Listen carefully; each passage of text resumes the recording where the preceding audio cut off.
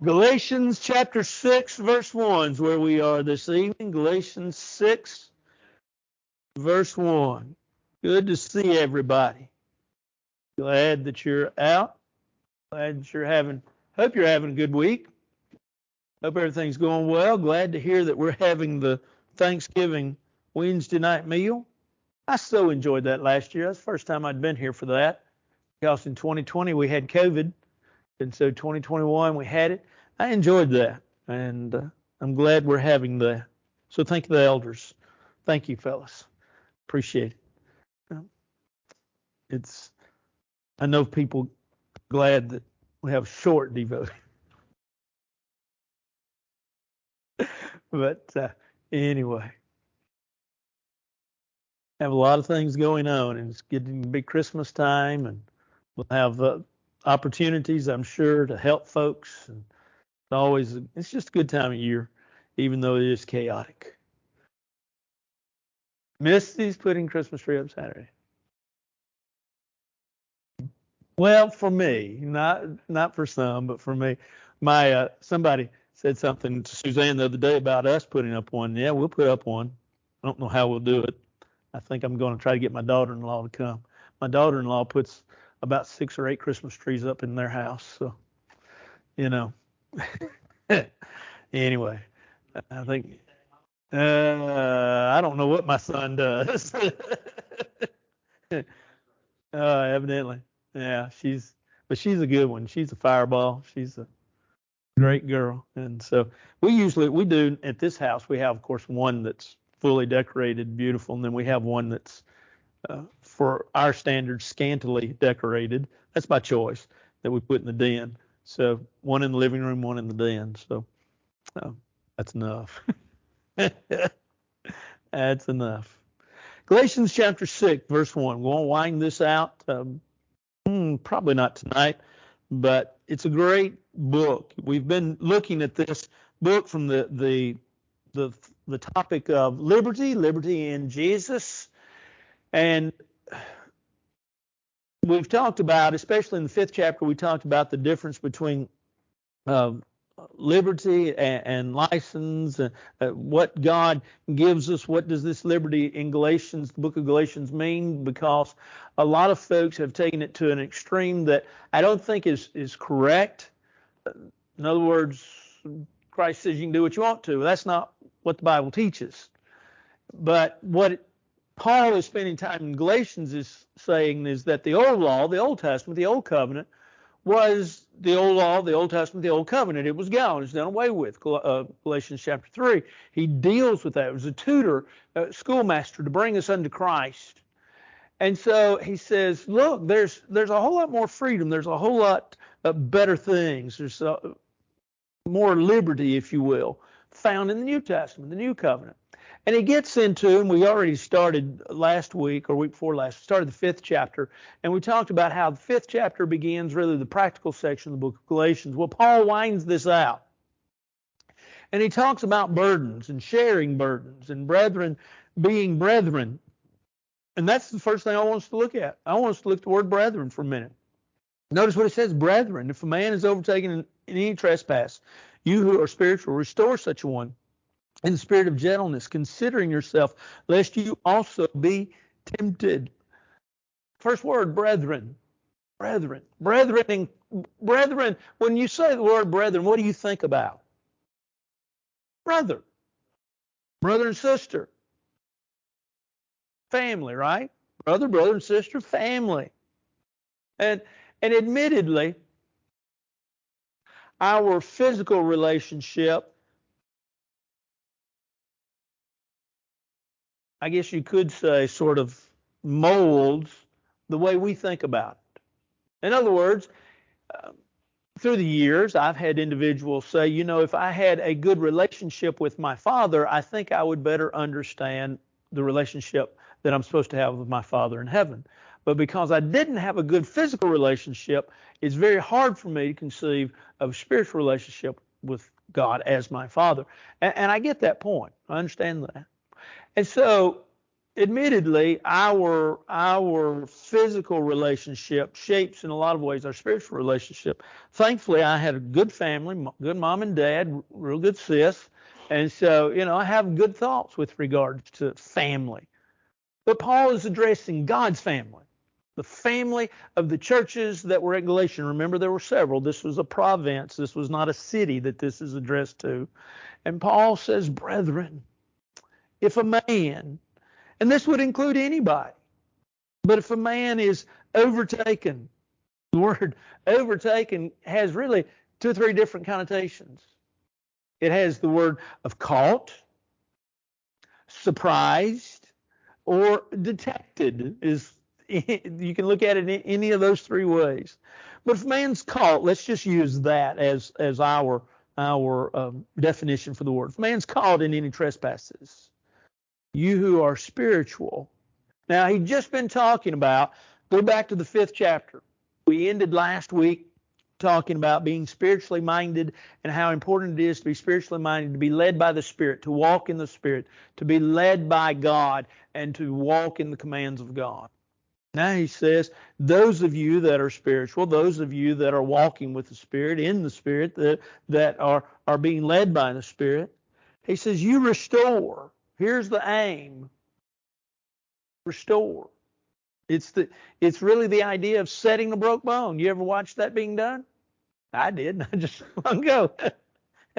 But it's the idea of putting it back into place, lining it up just right, getting it back where it was. Restore such a one in the spirit of gentleness. Here's your aim. You see somebody that's going astray. Your aim is to get them back right, to get them back in line. And he says, here's how I want you to approach them. I want you to approach them with gentleness. Now, let's stop right there, and we'll talk about the last part of this verse, considering yourself lest you also be tempted. But I want us to think about this spirit of gentleness. We've not always done it that way. We've not always used the kind approach. I had the first congregation I ever worked with, first ministry I ever worked with. One of my elders had a grown son and a daughter-in-law and a granddaughter, but had their son and his wife did not come to church. And yet I knew them well. We ate together some. And in talking to them, here was the deal for the daughter-in-law. The daughter-in-law came from a different religious background. And for a little while, they had missed 3 or 4 weeks for various things, vacation and sickness, and probably just laid out a time or two. And anyway, there was a lady that was a member of the church, well-intended, that saw them across about 6 or 7 aisles at the grocery store. Now, this is a small community. You got to understand, this is a community of about 1,100 people, but we still had a fairly nice grocery store for that community. And she saw them basically across the store. And she hollered at this young girl, "We've been missing you all at church. You all need to be at church. You need to have that little one in church, in Bible school. She needs to be in Bible school." Now, she intended well. I know that lady. She intended well. But her approach was terrible. And this young girl was offended by it. Not by the fact that she asked her to come to church, but by the way in which she did it. The lady would have been much more effective if she'd have walked over there close to her and said, "Hey, we've been missing y'all in church. Is everything all right?" A spirit of gentleness. Now, having said that, and set that idea in modern terms, let's set it in the terms in which Paul is writing. There were those brethren in Galatia that evidently had not followed the will of God. They had probably, if you kind of read between the lines, and that's very tricky now, you got to be careful with that. And I'm not saying that I'm right in this, but I'm just trying to give us a different picture. That there were those in the churches of Galatia that, according to what we find out, especially in the first chapter, remember, I marvel that you are so soon removed from him who has called you unto another or to a different gospel, verse 6 and 7. There were those that had fallen away. There were those that had probably heard Paul on his first missionary journey. They had listened to him. They had converted to Christianity, but now all of a sudden they had heard these Judaizing teachers that had come in and they had been saying, you need to put the old law with the new. And they had said, yeah, and they had followed them. And Paul says, brethren, you hear somebody that's gone astray. He said, you restore them. You put it back right as best you can. And of course, ultimately, it is upon the individual. But your approach and the responsibility you have is to help set it straight, but to do it with gentleness. But that makes sense. After all, 2 Timothy chapter 2, verse 24, Paul says that the servant of the Lord must not strive or be argumentative, but to be gentle. And so Paul says, okay, you got some folks that have been overtaken in trespass. He says, restore such one, the spirit of gentleness, considering yourself, lest you also be tempted. So that spirit of gentleness comes from a standpoint of an attitude of humility. This might happen to me. I'm sure you've heard the old expression, there but for the grace of God go I, right? I heard that or something similar to that. Well, it could happen to us. And we all need to be the first to say, oh, that will never happen to me. Peter said he'd never deny the Lord, right? But he did. We don't know what's going to happen to us, and we don't know what we'll do with regards to giving in. There's a guy that I grew up with. Good guy. I was at his house. We ran around together a little bit. We got to be 16. He got to running a little bit with a different crowd, and I kind of quit running with him. He quit going to church. He was a member of the church. But he got to where he didn't come to church much. He got married. He and his wife, I think Suzanne and I figured out the other day, they had 3 children, and they're grown. His wife had a long battle with cancer and liver problems, and Lisa died, I think I noticed on Facebook, Mark said 3 years ago. In that time frame, Mark lives in Memphis now, attends church, is very faithful. I talked to one of his elders. One of his elders was actually a mutual friend of ours, and talked to one of his elders back a few years ago. Said, oh man, he's faithful. Said he's there every time the doors are open. And from his Facebook post, he seems to still be active in the church. Well, that's good. And I'm thankful that he is. Don't know exactly what brought him back. Don't know how he got back there. But you know, he's a great example. It reminds me you never know what you're going to do and what's going to happen. Now, I could say that his mom and dad were divorced. His dad was not as faithful as he should have been. His mother, she was not faithful either. And Mark, though, had a really good aunt and uncle and grandmama that were at church all the time, and they encouraged him a lot. But it's that you never know what's going to happen to you. And we should never say, well, that will never happen to me, because that's usually when it does. Because that's when Satan begins to sort of, if you will, sharpen up the old sickle and say, well, we're going to work on you harder. And so Paul says, you got a brother that is overtaken. And notice it's the idea of overtaken. Overtaken. Paul didn't say, he just sort of drifted away. He said he got caught. He got surprised in a trespass. Something somebody likes. There's so much in these 13 verses, but is there something somebody like to say?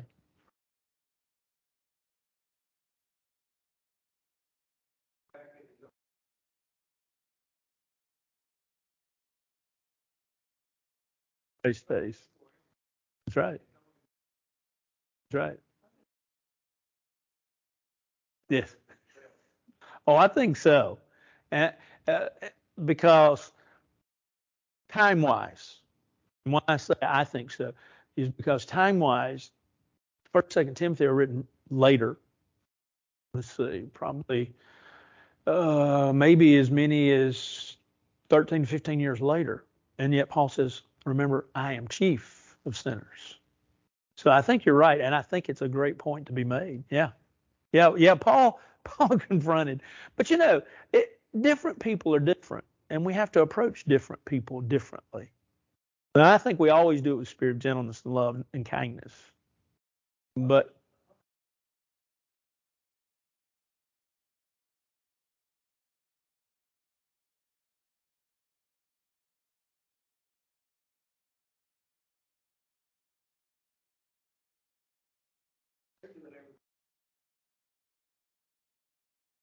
yeah, yeah, good point. Good point. Could be. Could be. Anything else? Good point.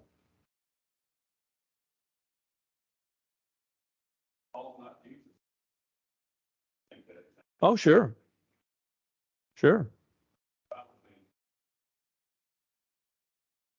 Right. Right. Right. Sure. Yeah, Paul, Paul's an example that we are able to follow. But remember, when Paul says, be followers of me, he doesn't stop right there. He says, well, he does in one verse, but he says, be followers of me even as I also am of Christ. And so he never claimed to be a perfect example. Anything else? All good. Well, verses 2 through 4, we've used so many times, and correctly so. But he says, bear one another's burdens and so fulfill the law of Christ. Everybody has afflictions.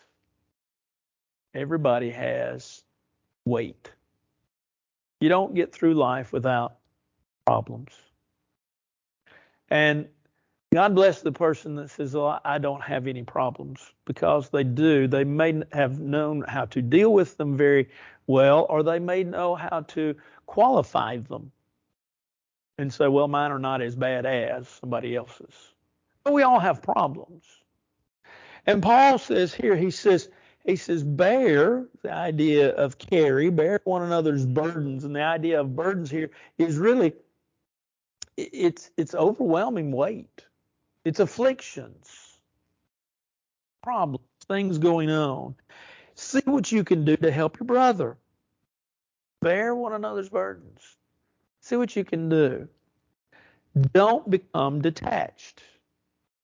Think about it. It goes back to the first word, the first verse of this chapter. Brethren, family, family, family. Bear one another's burdens. So fulfill love. I think this congregation does that quite well. Don't get me wrong. I'm not harping on anybody or anything, but it is what is said in the text, and it's just a great reminder. Find out what others need and see what you can do. And admittedly, a lot of times, even in offering, meaning full well, when you offer, you mean to do it. But yet at the same time, too, sometimes we have to go a little bit deeper than just simply asking, because folks a lot of times won't ask for help, right? Pride won't allow them to ask for help. Pride sometimes will not allow them to carry themselves to that point of saying, I need some assistance. Now, the assistance that they may need can be anything from a friend that is willing to listen, to somebody that's willing to take them to the doctor's office, to somebody that's willing to run an errand for them, to somebody that's willing just to bring them a meal occasionally. It could be a lot of different things. I think I shared with you back a couple of years ago the story of the time that when the first congregation that I was with, I was 12 miles away from one of my college roommates who was working with congregation. And we both needed to go to Jackson to the hospital. He had somebody in there, I had somebody in there, so we rode together. We went to Jackson to the hospital. And I remember I got through with my visit. I told him, I said, no, I'll meet you down here in the lobby. Okay. So I got through with my visit and hadn't been down there very long. He came down, but when he got off the elevator, he was whiter than that wall right there. What's the matter? Now, you got to understand, he had been out of school for 2 years. I had just gotten out of school out of Freed-Hardeman. He had been out for 2 years. Is that right? Yeah, 2 years.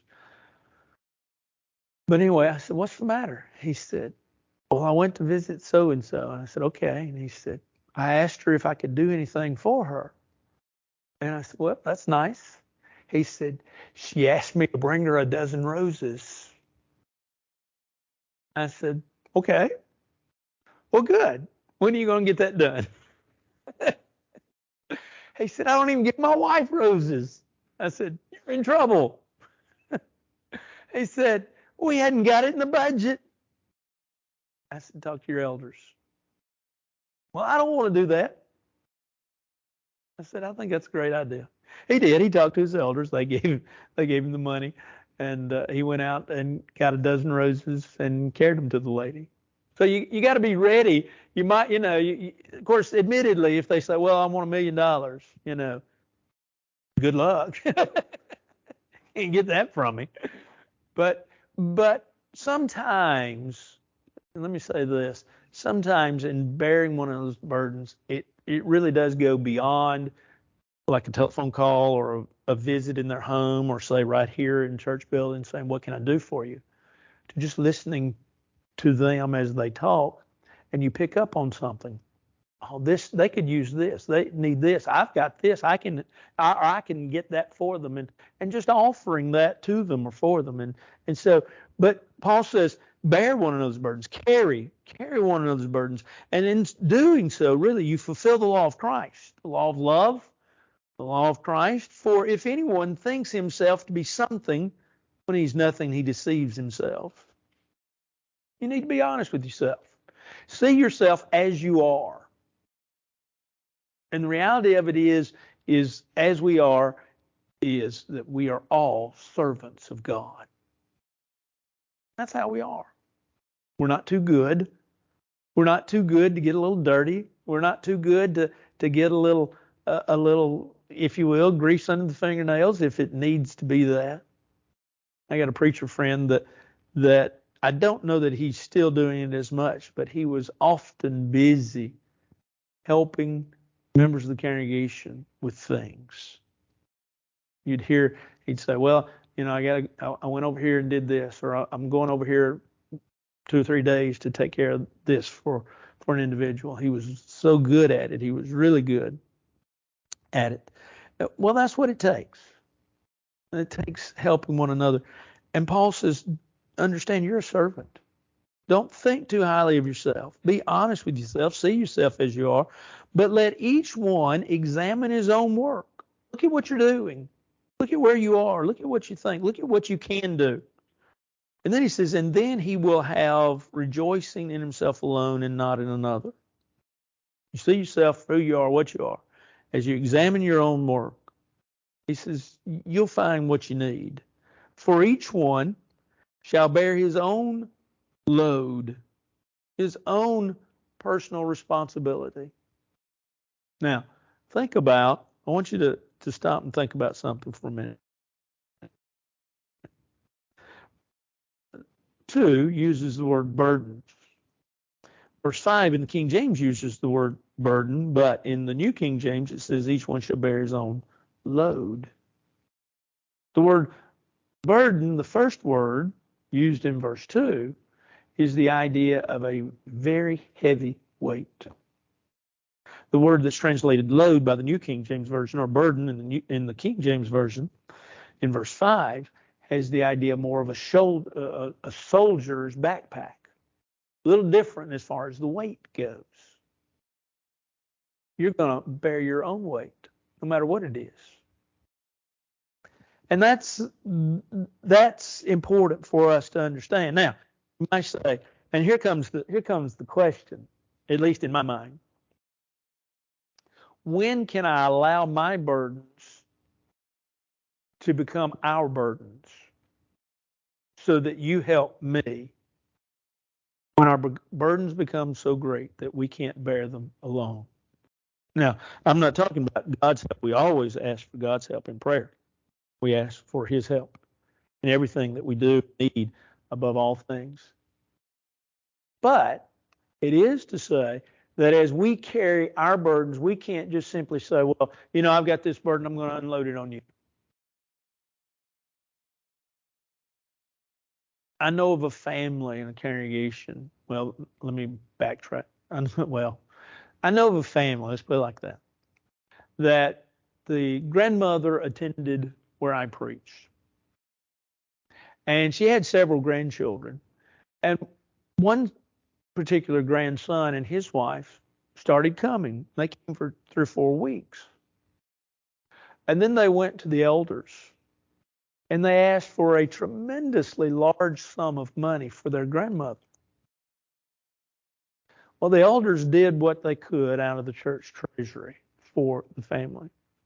Part of the promise was from this young man and his wife is, we want to start attending here. And if you'll help grandmama, the bargain, which shouldn't have been made, but if you'll help grandmama, we're going to start coming. Well, the elders helped grandmama because grandmama had been a faithful member of the church, not because of the bargain. Sadly to say, they didn't keep their end of the bargain. They didn't start coming to church. But they come to find out, they wanted the church to bear the whole responsibility of what this woman needed without any of the children or grandchildren bearing any of the burden. Now, you got a problem with Scripture. Scripture says that family takes care of family, right? 1 Timothy, Paul addressed that when we studied 1 Timothy. But at the same time, too, can the church help? Yes. Would it be nice for the church to help? Sure. But Paul says, you have your burdens, I have my burdens. And later on in this chapter, he's going to talk about, and we have our burdens. So here's the responsibility. Take care of what you can of yourself, but allow others to help you as well. Don't be too proud to ask for help. It's like I say, sometimes help may be, I need a ride to the doctor. Help may be, can somebody, fix a meal for me because I can't fix it myself? Can somebody do this, that, or the other for me that I can't do? It may be very simple. It might be as simple as we said a while ago, as just a listening ear. But so we have responsibilities. And so he says, you bear your own burdens, but you also help your brother bear his burdens. Anything else we didn't cover there?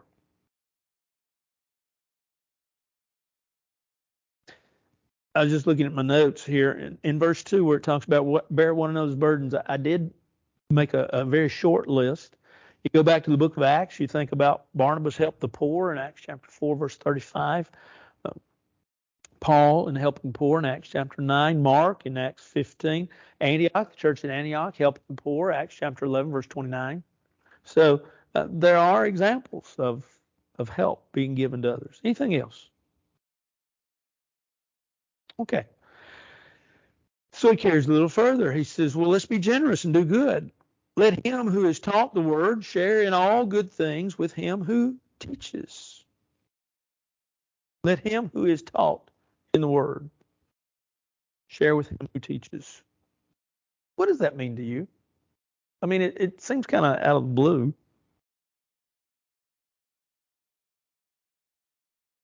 I'm not so sure that's a good point. Might have been. Might have been. He needed it. He used it. I mean, he talked to especially Church Philippi.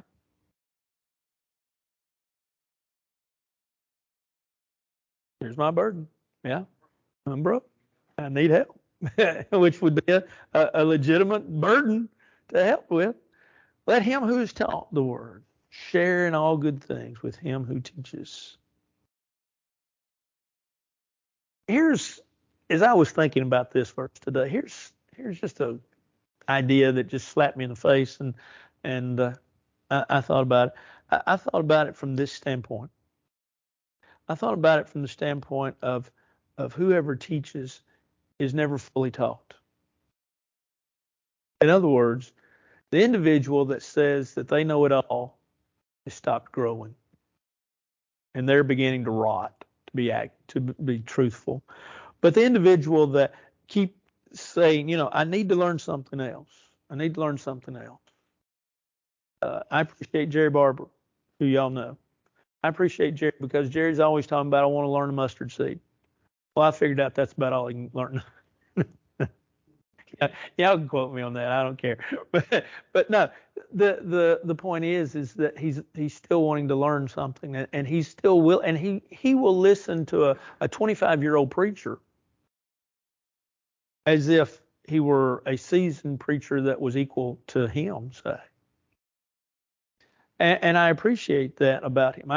I was watching Atlanta Braves baseball. Well, actually, I was reading an article this summer on Kenley Jensen. If you're familiar with Braves baseball, Kenley Jensen was their number one reliever. He was always the specialist that came in the ninth inning to close out a ball game.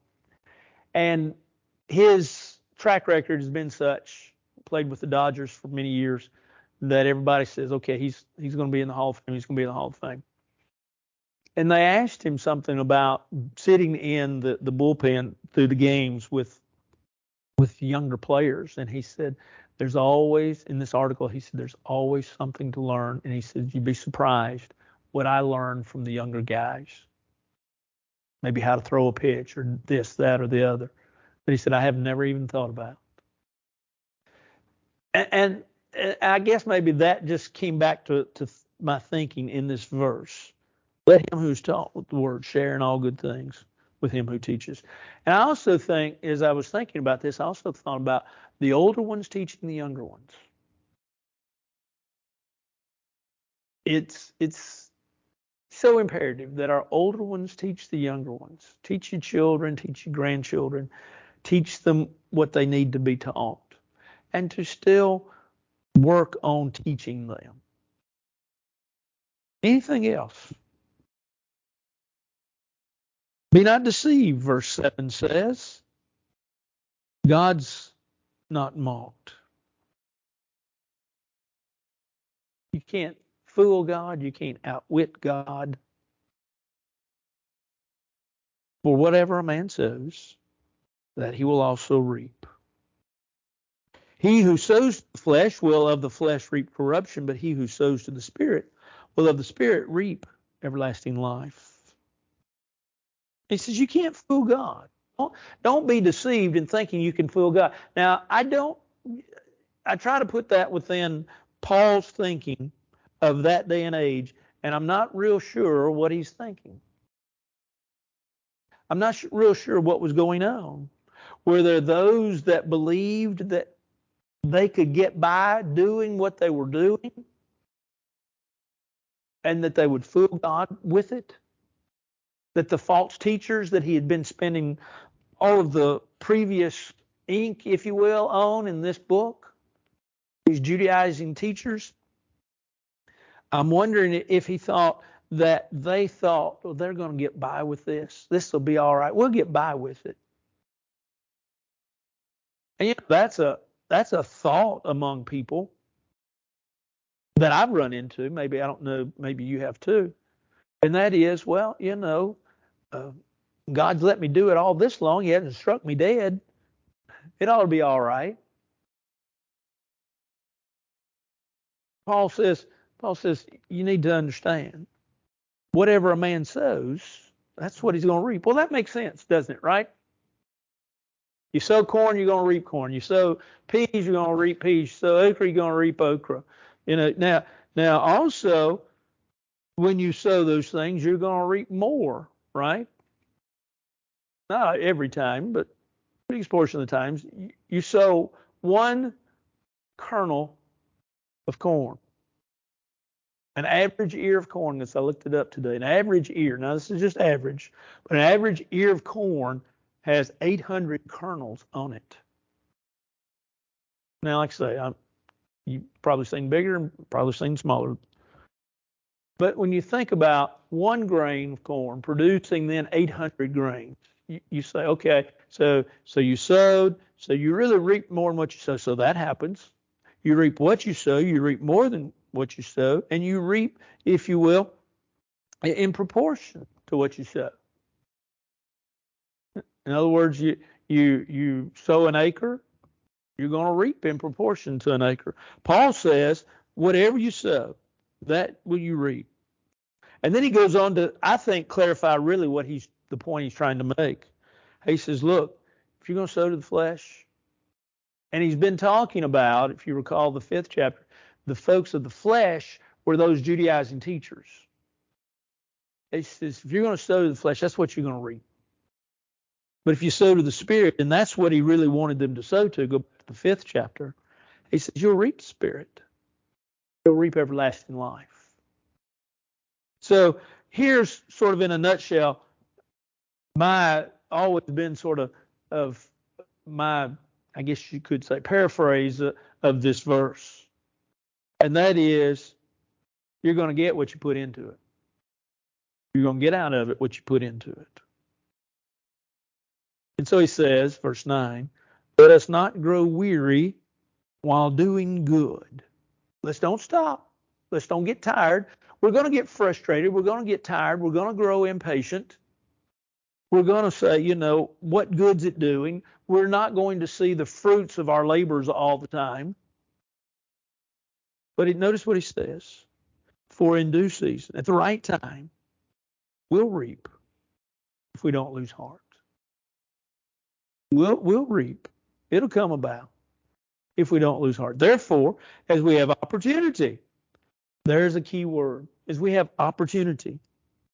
Opportunity is that which comes knocking, but it's also that which we have to go seeking. As we have opportunity, let us do good. Now, there are times in which we miss our opportunities, right? There are times when you've been talking to people and you know where they are spiritually, and you know that they just need an invitation to church or they just need a nudge. And you walk away and you say, man, I wished I had invited them to the 5th Sunday fellowship. I wished I had thought to just invite them to church. I wished I'd thought to pick up a tract or carry that bulletin article or just wished I had thought to make a connection with them somehow. We look for those opportunities, not to say we're going to hold on to all those opportunities, but we look for those opportunities. And as we have opportunity, Paul says, let us do good to all, especially to those of the household of faith. Now, Paul didn't say, let's just do good to those of the household of faith. He says, let's do good to all, but especially to our brethren. And so he gets back to that word, that first word in the first verse of this chapter, brethren. Let's do good to our brethren. The church needs to remember that. We talked about last week a little bit. The problem in the church is not the Lord, and it's not the church, it's the people that make up the church.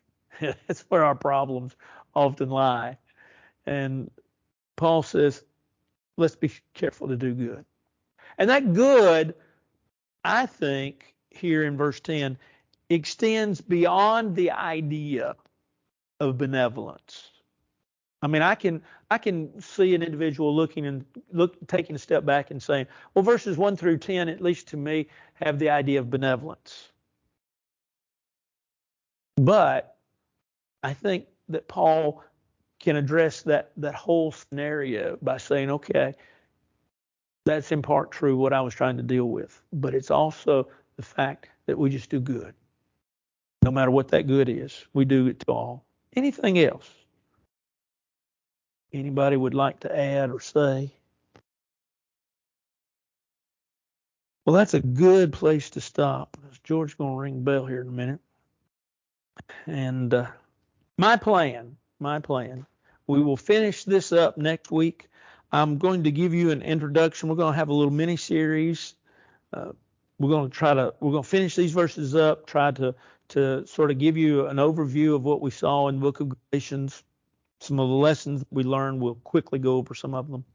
And then we will, I'll kind of, like I say, give you an introduction into a series that's going to take us a few weeks. And we'll probably arm wrestle on it. Now, we're going to talk about the Holy Spirit. And we're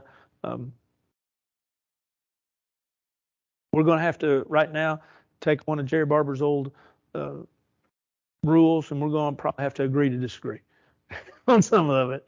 But that's all right. And I'll address that when we get to it. Is there anything else?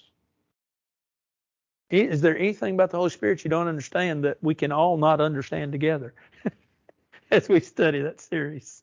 Bring it up. Tell me about it. I'll be glad to talk about it. Let's bow for a word of prayer. Our Father in heaven, we're so thankful for this day and for the blessing of it, for the opportunity to study your word, for loving us and watching over us, for taking care of us. We're thankful for the fact that you have given us life and breath and strength to be able to be here tonight, to be able to share with time with one another, to be able to spend study of your word, and to be able to share in the lives of each other. And we ask that you be with those that were mentioned earlier, that you bless them and keep them. You know each one of them's needs, and we ask that you watch over them and bless them. Be with us to always look for opportunities. Be with us that we may help one another, and we may constantly look for opportunities to help one another and bear their burdens. Watch over us, bless us, and keep us, and hold us within your hand as we hold to you. For this is our prayer in Christ's name. Amen. Y'all have a great week. We'll see you Sunday.